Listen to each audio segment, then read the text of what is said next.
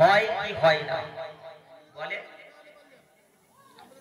আল্লাহ রাসূল বলছে আল গীবাতু আসাদু মিনাজ জিনা, যদি কোনো ব্যক্তি কারোর গীবাত করে সে যেন তার মায়ের সঙ্গে জিনা করলে যত গুনাহ, তার গুনাহটা সমতুল্য গুনাহ হবে যদি কেউ জিনা করে। হ্যাঁ গো, গীবাত করে না জি, যে কথা বলছিলাম মুসলমানের ছেলেরা, ও নবী পাকের উম্মত উম্মতিরা, ও রাসূলের আশিকেরা, আজ নবীনা মাহফিল আপনারা দিয়েছেন।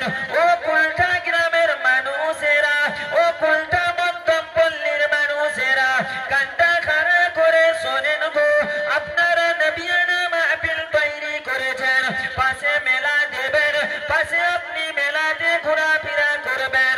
ও কুলটা গ্রামের মানুষেরা, আপনি নবীনা মাহফিল দিয়েছেন, এই নবীনা মাহফিলে আজকের যদি নবীর মেম্বার খালি থাকে এর কঠিন বিআদবি হয়ে যাবে। যদি এই মাহফিলের বিআদবি হয়ে যায়, স্বয়ং আমার রাসূলের বিআদবি হবে।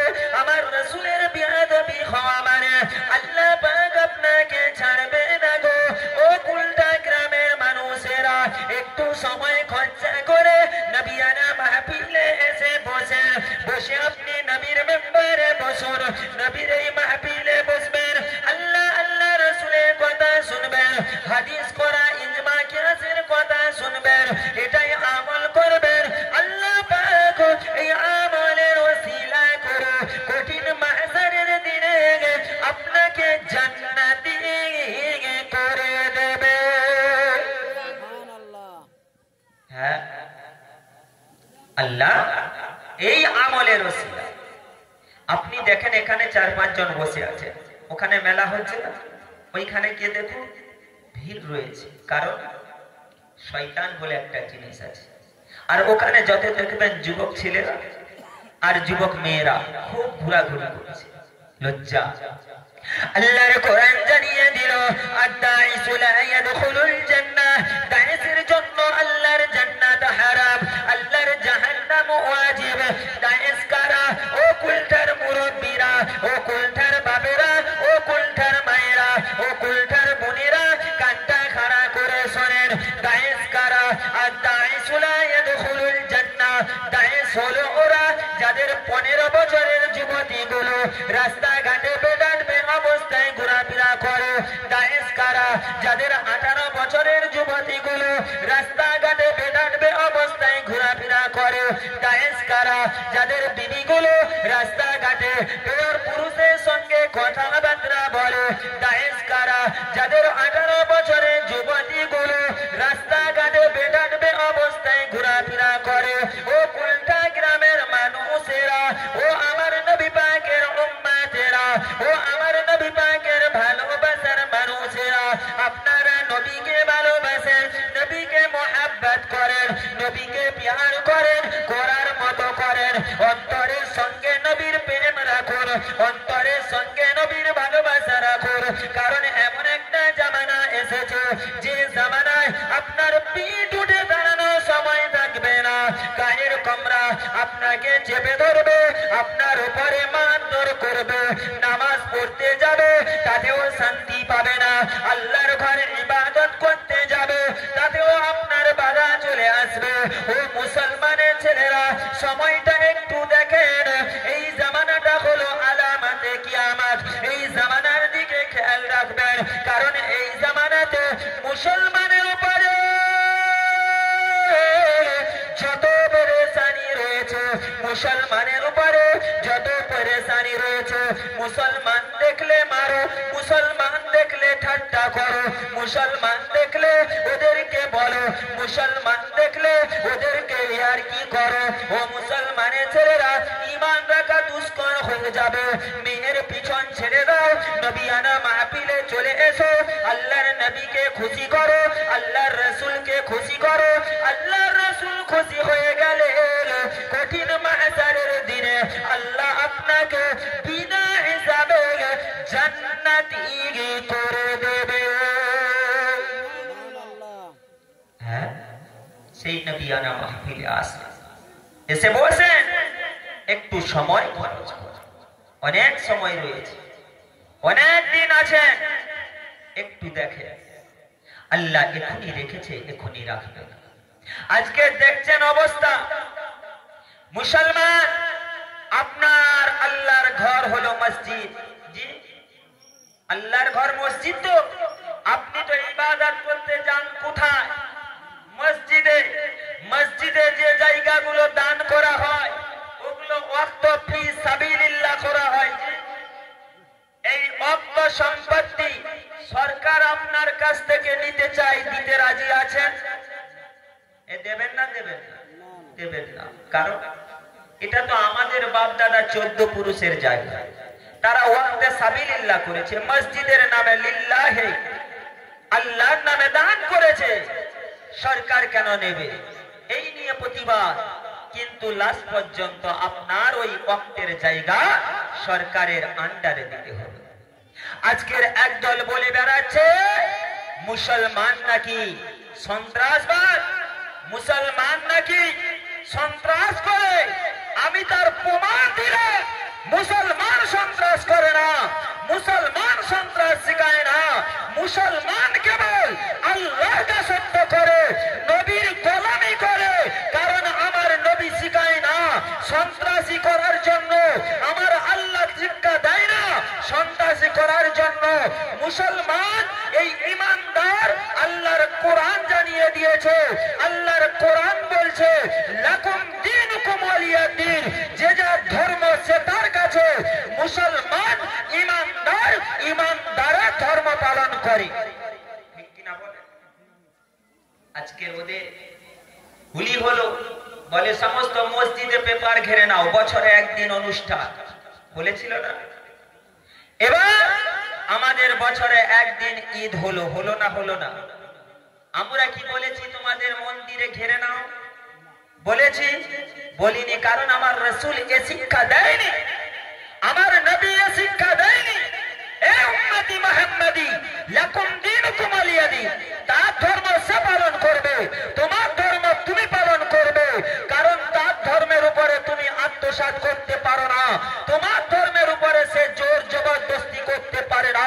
আমার রাসূল কালেমা প্রচার করেছে, ঈমানের দাওয়াত দিয়েছে, তার আখলাকের দ্বারায়, তার চরিত্রের দ্বারায়, তার উঠা বসার দ্বারায়। আমার নবী 63 বছরে পৃথিবীর কোনায় কোনায় ইসলামের দাওয়াত দিয়েছে। জোরে বলুন। আমার নবী মেরে পিঠে ইসলাম প্রচার করেনি, করেছে? এক জায়গায় দেখাতে পারবে আমার রাসূল জোর জবরদস্তি করে ইসলাম প্রচার করেছে? এক জায়গায় দেখাতে পারবে? কিন্তু আমার নবী কিছুদিন আগে একজন নেতা বলেছিল মুহাম্মাদের এক হাতে তরবারি ছিল, এক হাতে হাদিস ছিল।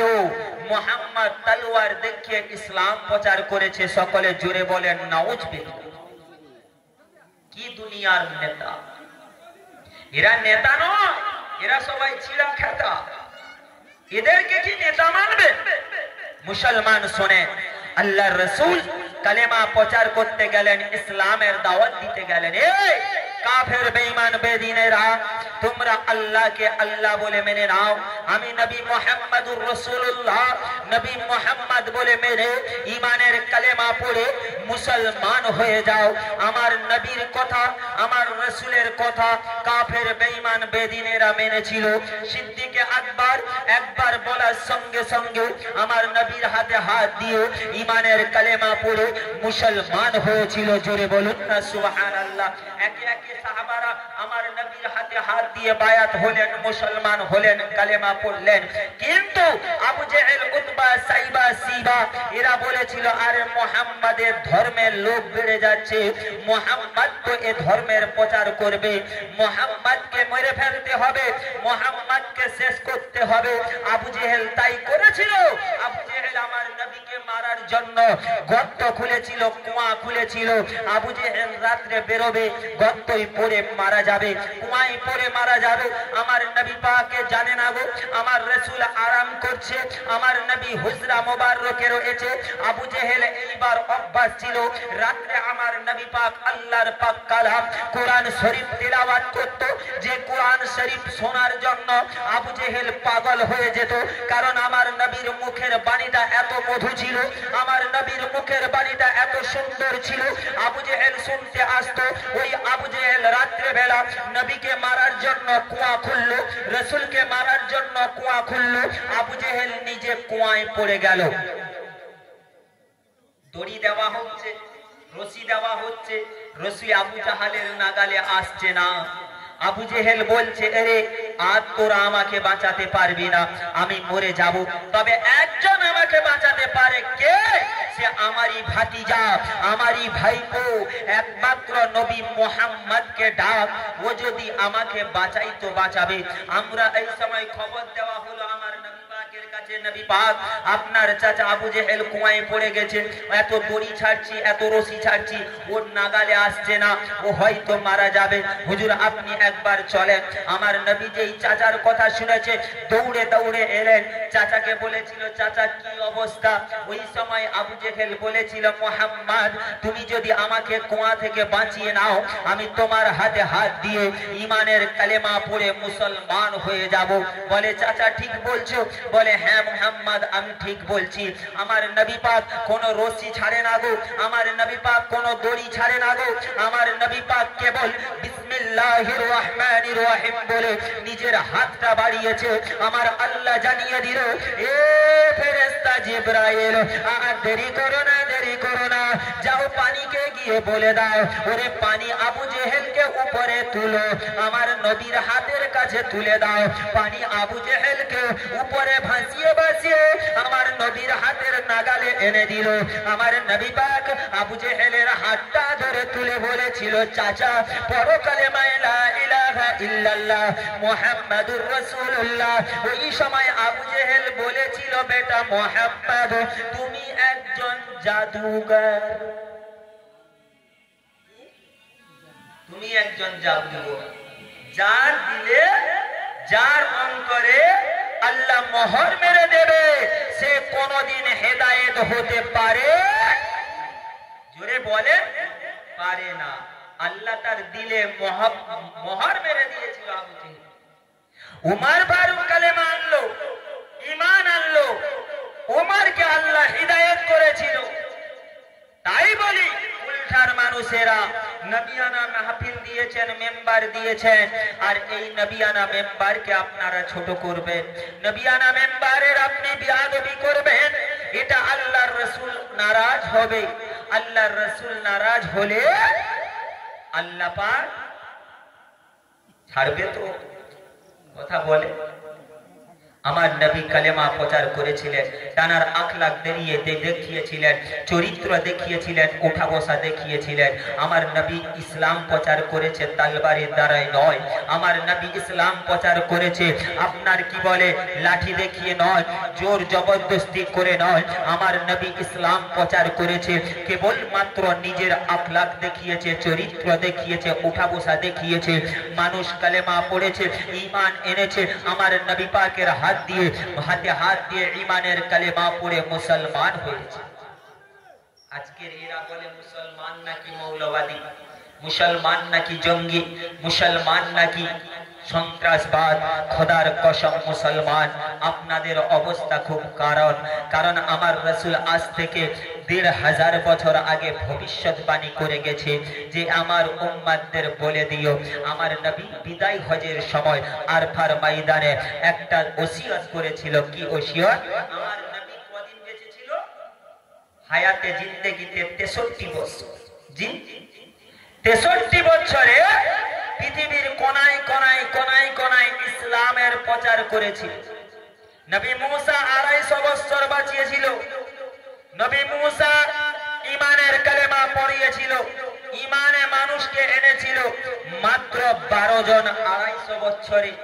নবী নূহ আলাইহিস সালাম ১৫০০ বছর বেঁচে ছিল, মাত্র ৮০ জন মানুষকে ঈমান আনিয়েছিল।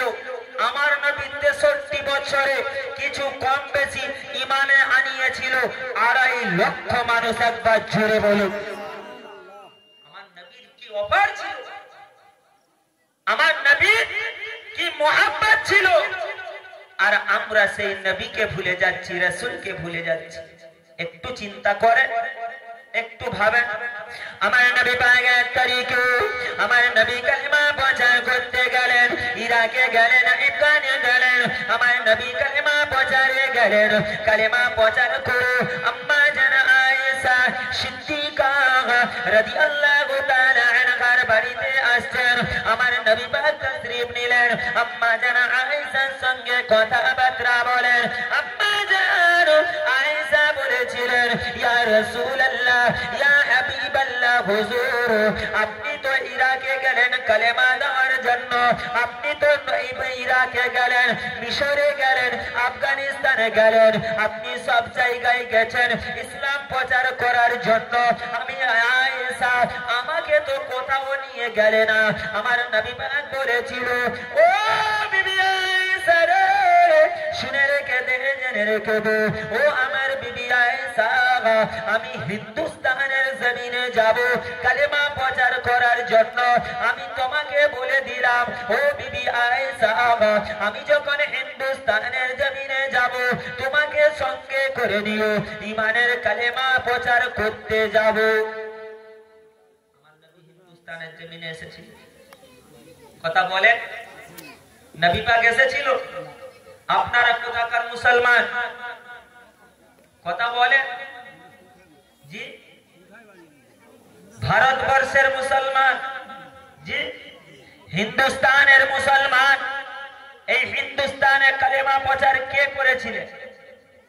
ইমানের দাওয়াত কে দিয়েছিলেন? কথা বলুন জি। খাজা বাবা গরিবে নামাজ কালেমা প্রচার করেছিলেন। তখন ওই কেউ 41 দিন মসজিদে এসে কালেমা প্রচার করেনি। তখন কেউ ওই আপনার কি বলে আমির সাহেব ওই কালেমা প্রচার করেনি। কালেমার দাওয়াত দিয়েছে আল্লাহর ওলি মাহবুব বান্দারা, আল্লাহর ওলি বান্দারা ইমানের কালেমা পড়েছে। খাজা গরিবে নামাজ মাইনুদ্দিন চিশতি আজমিরি সঞ্জারি যখন আপনার হিন্দুস্তানের জমিনে এলো, আনা সাগরের পাশে এলেন। আনা সাগরের পাশে এসে একটা মাঠ দেখতে পেলেন। ওই মাঠের মধ্যে হুজুর আমার বসলেন ওনার মুরিদ মুতাকে দিন নিয়ে। এই হিন্দুস্তানের রাজা ছিল পৃথ্বীরাজ। ওর সমস্ত উট চড়াতো রাখালগুলো, ওরা সন্ধ্যাবেলা উট নিয়েছে দেখে খাজা সাহেব বসে আছে, বলে ফকির সাহেব এখানে বসলে হবে না, উঠে যাও, এখানে আমার রাজার উট বসবে। খাজা হুজুর বলেছিল, বাবা আমরা ফকির মানুষ, আমরা বসেছি, আল্লাহর এত বড় জমিন খালি আছে, তোমরা ওদিকে উটটা বসাও না। বলেছিল, না না, আমাদের রাজার উট এখানে বসবে, আপনি ওঠে। খাজা গরিবে নামাজ মাইনুদ্দিন চিশতি আজমিরি সঞ্জারি বলেছিল, ও বাবা কুতুবউদ্দিন বখতিয়ার কাকির, চলো বাবা চলো, আমরা এখান থেকে উঠে চলো বাবা, এখানে তার রাজার উট বসবে। ও বাবা চলো উঠে যাই, চলো। তার রাজার উট যখন বসবে বলছে, তো রাজার উট বসে থাক, উট বসে থাক। চলে গেলেন খাজা হুজুর। সকালবেলা রাখাল বালকেরা এসে উটকে মারছে, পিটছে, উট আর উঠছে না, উট উঠছে না। রাজার কাছে খবর দেওয়া হলো, রাজা মশাই আমাদের উট তো উঠতে পারছে না।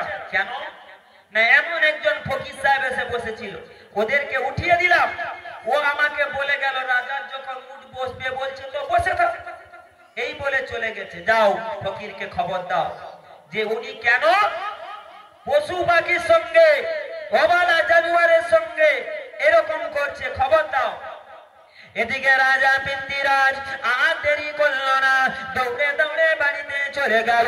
রাজার মন্ত্রী বলেছিল, ও বাবা পৃথ্বীরাজ রাজা, আপনি ওই ফকির সাহেবের কাছে যাবেন না করে আপনি কেন বাড়ির দিকে দৌড়লেন? ওই সময় রাজা দেখা যায় একটা চিরকুট বার করলো, কাগজ বার করলো, কাগজে দেখতে লেগেছে, কারণ ওই রাজার মা এক সময় ভবিষ্যৎবাণী করে গেছিল, ও বাবা রাজা পৃথ্বীরাজ, তোমার এই দেশে একজন ফকির আসবে, একজন ফকির দরবেশ আসবে, তোমার রাজ্যত্ব নেওয়ার জন্য আসবে না গো, তোমার রাজ্যত্ব হাত দেবে না গো।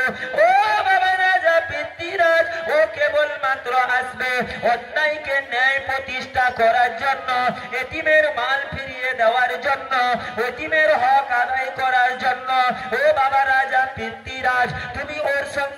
লাগতে যাবে না বাবা, তুমি যদি ওর সঙ্গে লাগো ও তোমার রাজ্যত্ব শেষ করে দেবে। রাজা পৃথ্বীরাজের মা ওটা বুঝে গেছে। আবার রাজা পৃথ্বীরাজ বলছে আরে তা হবে না, মায়ের বয়স বেড়ে গেছিল, হয়তো ভুলভাল কি লিখেছে। এবার খাজা হুজুরকে গিয়ে বলছে বাবা তুমি এই জানোয়ারদের সঙ্গে কেন এমন করছো, ওদেরকে তুলে দাও। রাজা বলছে হুকুম করেছে তুলতে হবে। খাজা হুজুর বলেছিল যাও তুমি ওই উটগুলোকে গিয়ে বলো তোমরা যার কথায় বসে আছো সে তোমাদের উঠতে বলছে।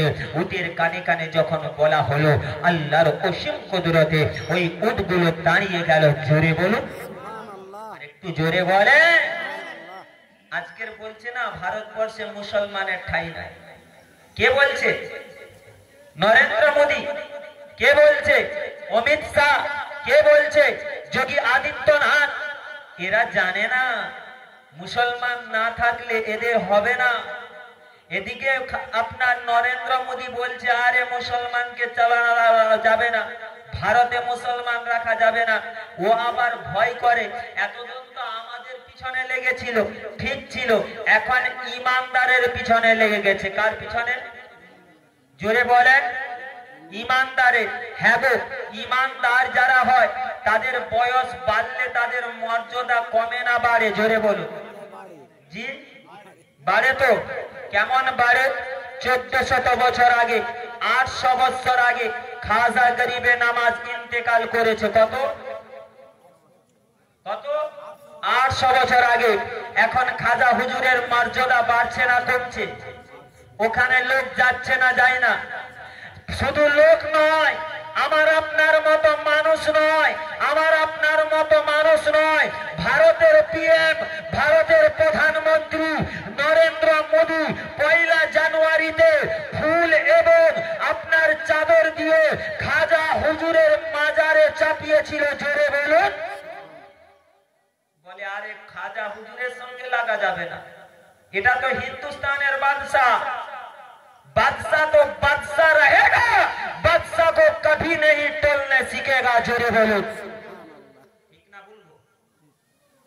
हाँ, কার সঙ্গে পাঙ্গা দিচ্ছে? কার সঙ্গে?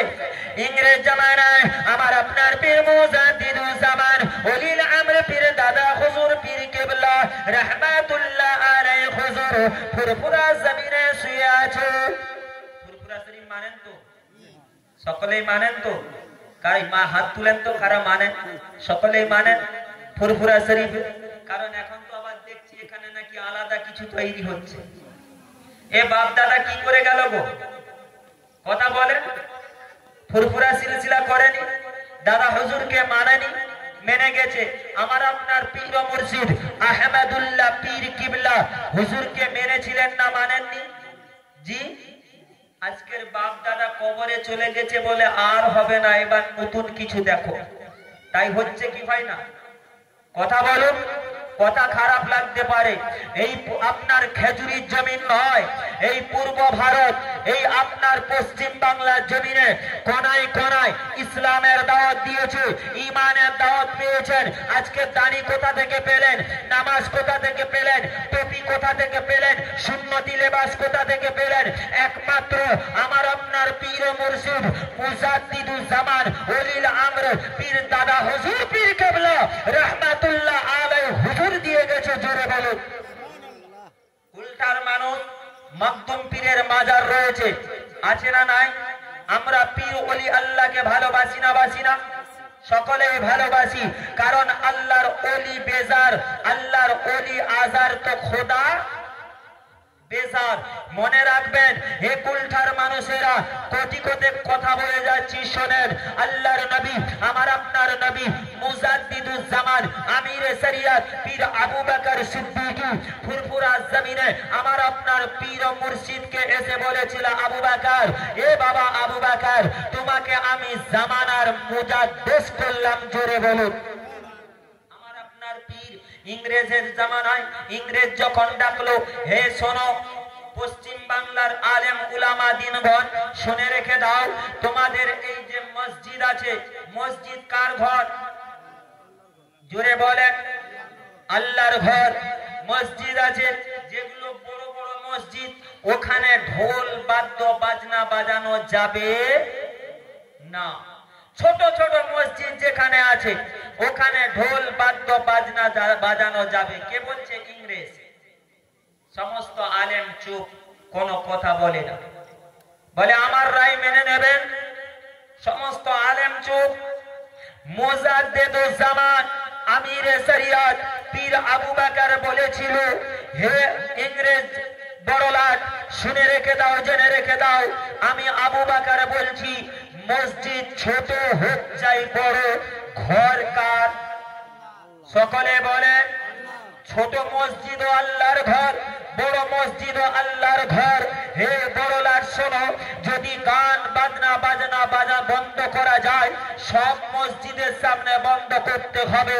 আর যদি বন্ধ না করো, আমি ফুরফুরার পীর মুজাদ্দিদুজ জামান বলছি, আমার বুকে বিন্দু মাত্র খুন থাকবে, আমি এ আইন চালু করতে দেব না।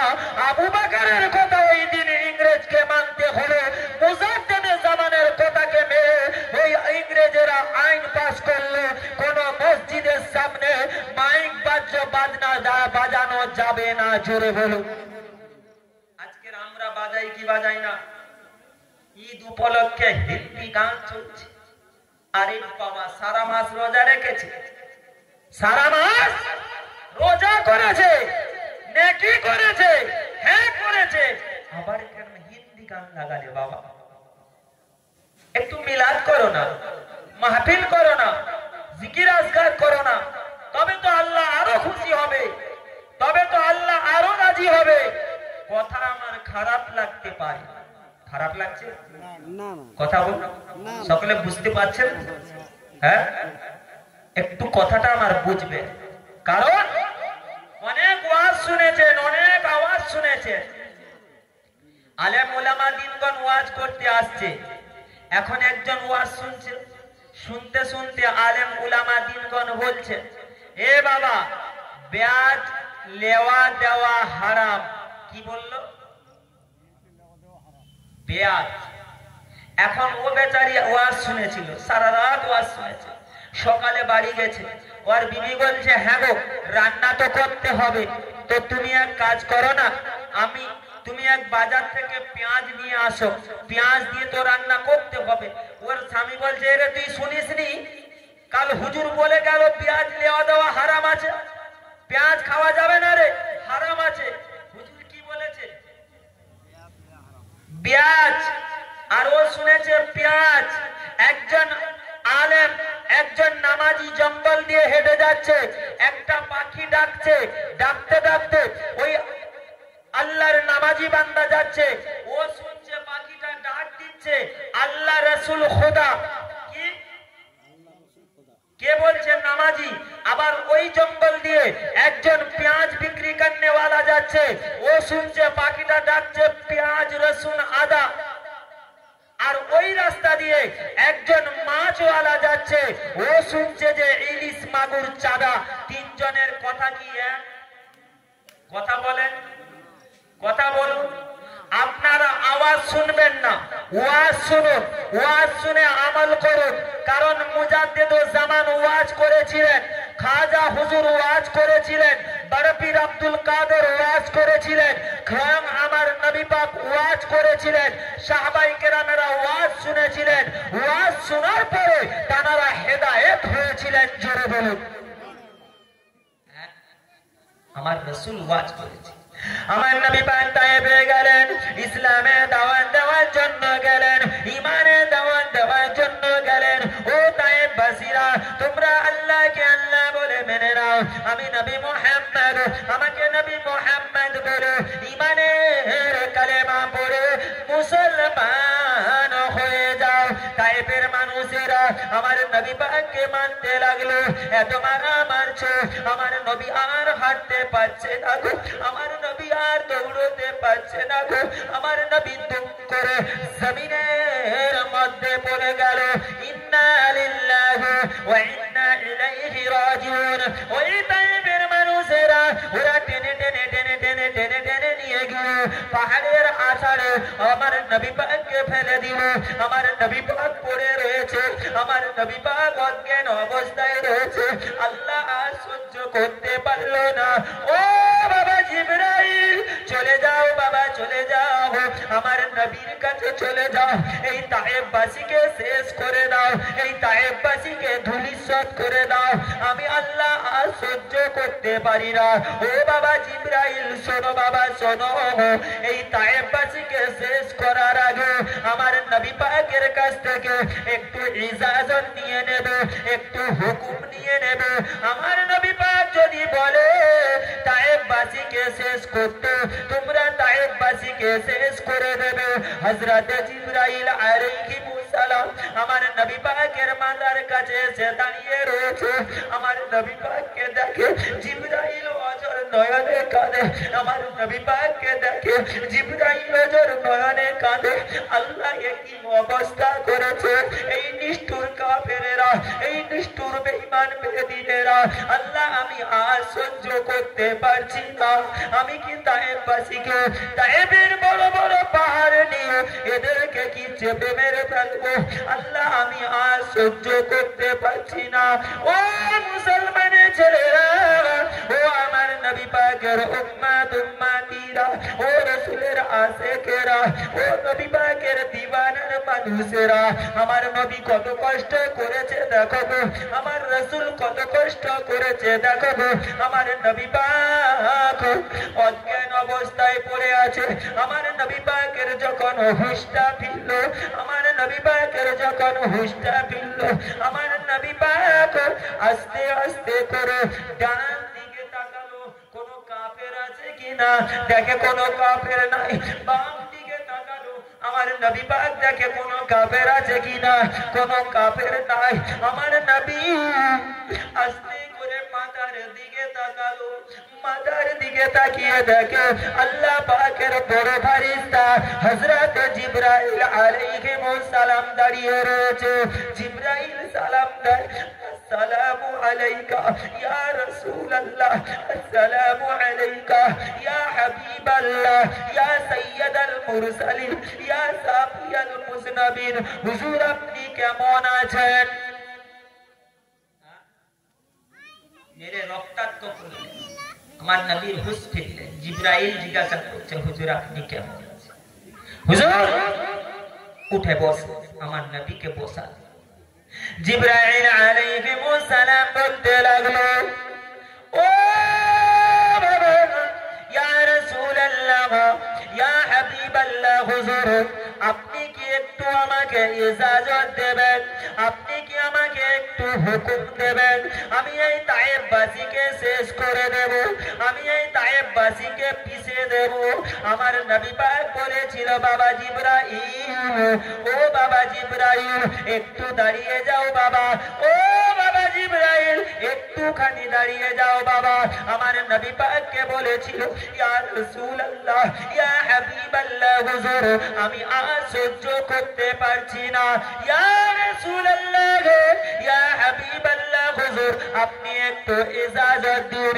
আমার নবী জিবরাইলকে প্রশ্ন করলো, ও বাবা জিবরাইল বলো তো বাবা, কারা আমাকে মেরেছে? তায়েফের কাফেরেরা। ও বাবা জিবরাইল তুমি তায়েববাসীকে শেষ করে দেবে। তায়েবের ছোট্ট ছোট্ট বাচ্চা রয়েছে, তায়েবের মাসুম মাসুম বাচ্চা রয়েছে। ও ভাই জিবরাইল তুমি যে তায়েববাসীকে মেরে ফেলবে, ওরা বোঝে না তো কি হয়েছে, ওরা বোঝে না তো কি হয়েছে।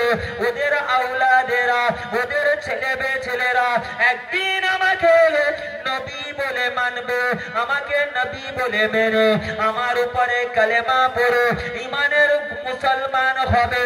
ও বাবা জিবরাইল আল্লাহ পাক আমাকে ওমা আরসালনাকা ইল্লা রাহমাতাল লিল আলামিন করে পাঠিয়েছে। ও বাবা জিবরাইল আমাকে আল্লাহ পাক দয়ার নবী করেছে, আমাকে বদলা নেওয়ার জন্য পাঠায়। বাবা জিবরাইল তুমি ওদেরকে শেষ করো। আমার নবী পাক দেখে চাচতো ভাই আকিলকে দেখতে পেয়ে গেল। ও ভাই আকিল শোনো, ভাই শোনো, ওই যে রাখাল, ওই ও ভাই আকিল, তায়েফের বাড়িতে বাড়িতে গিয়ে একটু দেখো না, আমি নবী আমার জন্য বিন্দু মাত্র পানি পাও নাকি, আমি খুব পিপাসা রয়েছি। ওই সময় আকিল তায়েফের বাড়িতে বাড়িতে গেল। ও তায়েফের মানুষেরা, আমার নবী পাক অজ্ঞান অবস্থায় রয়েছে, বেহুশ অবস্থায় রয়েছে। ও ভাই আকিল, ও তায়েফবাসীরা, আপনারা বিন্দু মাত্র পানি থাকে কিনা একটু দিয়ে আমার নবী পাককে সাহায্য করো।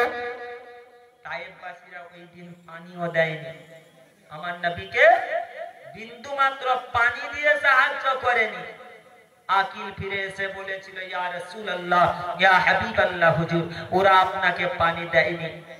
আমার নবী ওদিক ওদিক তাকালে, তাকিয়ে দেখে রাখাল বালকেরা ছাগল চড়াচ্ছে। কি ছাগল চড়াচ্ছে?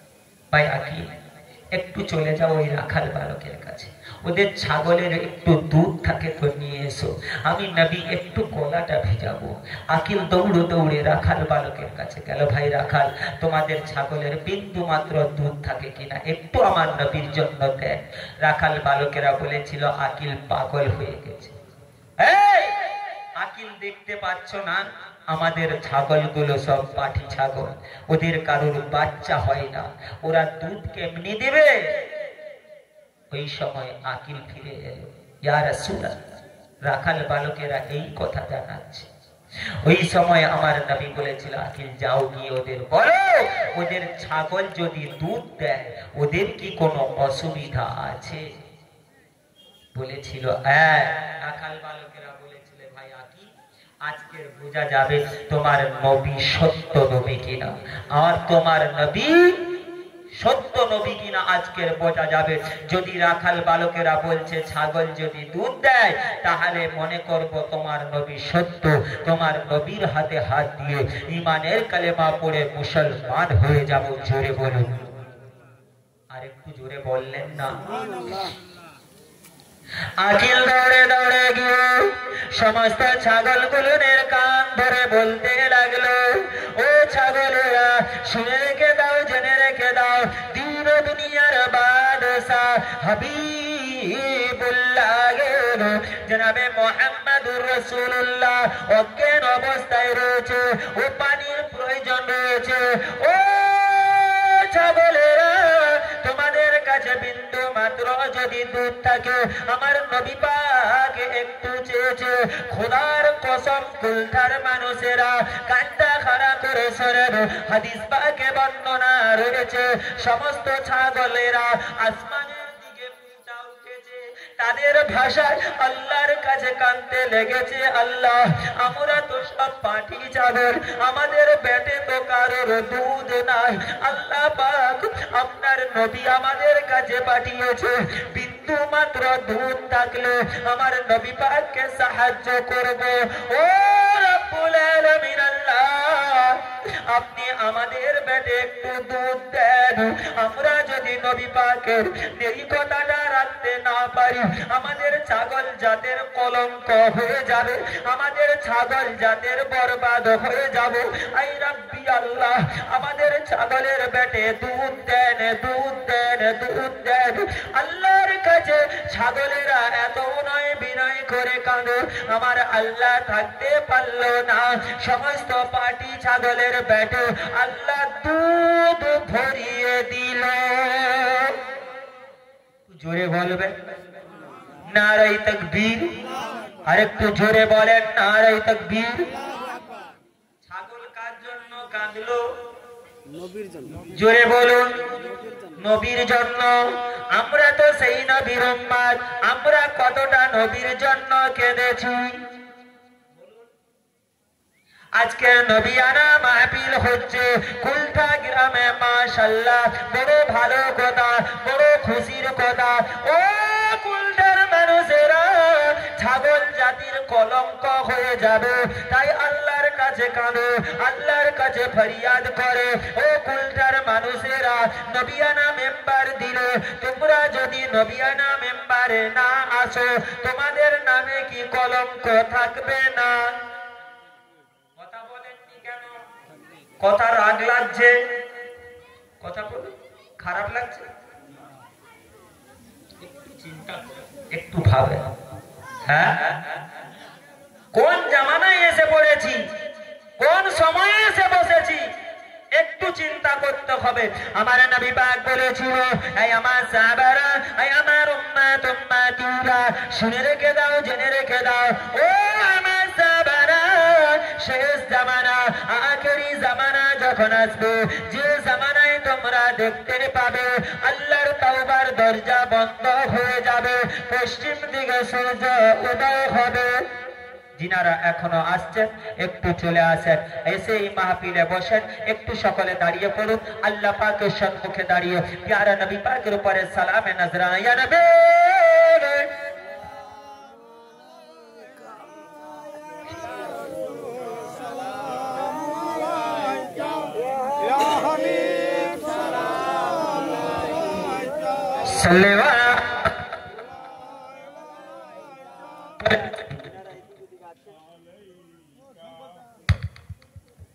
যিনারা এখন ওইদিক ওদিক আছেন এদিক ওদিক না থেকে চলে আসেন, এসে নবিয়ানা মাহফিলে বসেন, বসে আল্লাহ আল্লাহ রসুলের কথাবার্তা শোনেন।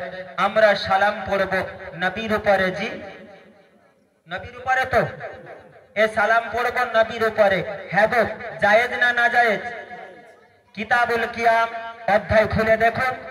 এই কিয়াম আমরা নবীর ভালোবাসায় দাঁড়িয়েছি, এটা হচ্ছে মুস্তাহাসান জায়েজ, পড়লে সওয়াব, না পড়লে গুনাহ নয়। কিন্তু আমরা মুজাদ্দিদুজ জামান অলিল আমর পীর আবু বকরকে মানি, আমরা দাদা হুজুর পীর কিবলার সিলসিলার মুরিদ, এটা আমরা পালন করি। আমার আপনার পীর দাদা হুজুর দাঁড়িয়ে দাঁড়িয়ে সালাতুস সালাম পড়েছেন, খাজা হুজুর দাঁড়িয়ে দাঁড়িয়ে সালাতুস সালাম পড়েছেন, হাজী ইমদাদুল্লাহ মুহাজির মক্কি হুজুরও দাঁড়িয়ে দাঁড়িয়ে সালাম পড়েছেন। তাই আমরাও সেই নবীর উপরে দাঁড়িয়ে দাঁড়িয়ে একটু উচ্চ আওয়াজে নবীকে রাজি খুশি করার জন্য সালামে নজরানা পেশ করব। ইয়া নবী সালাম, ইয়া রাসূল, ইয়া হাবিব সাল্লাম, তোমারি ওসিলা দিয়া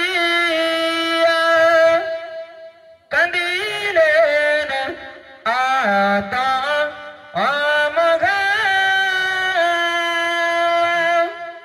হইল মাবুল ওদের দয়া কবুল করিলেন দুয়া। নবী ইয়া রাসূল, ইয়া হাবিব,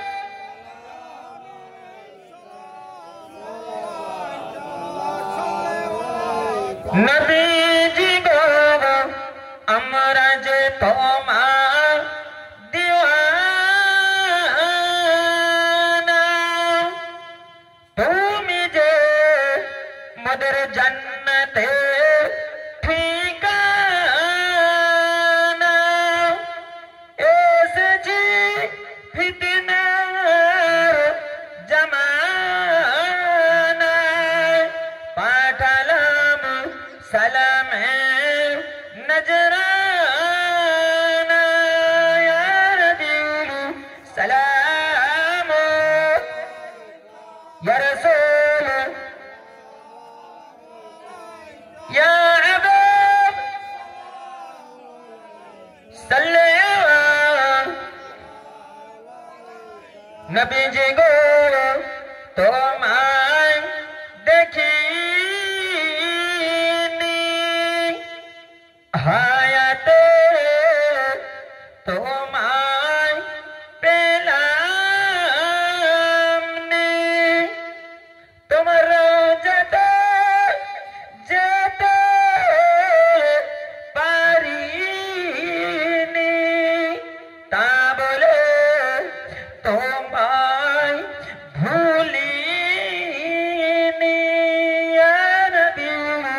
सलाम या रसूल या हबीब सल्लल्लाहु या रब्बी सल्लम सल्लम दाइमन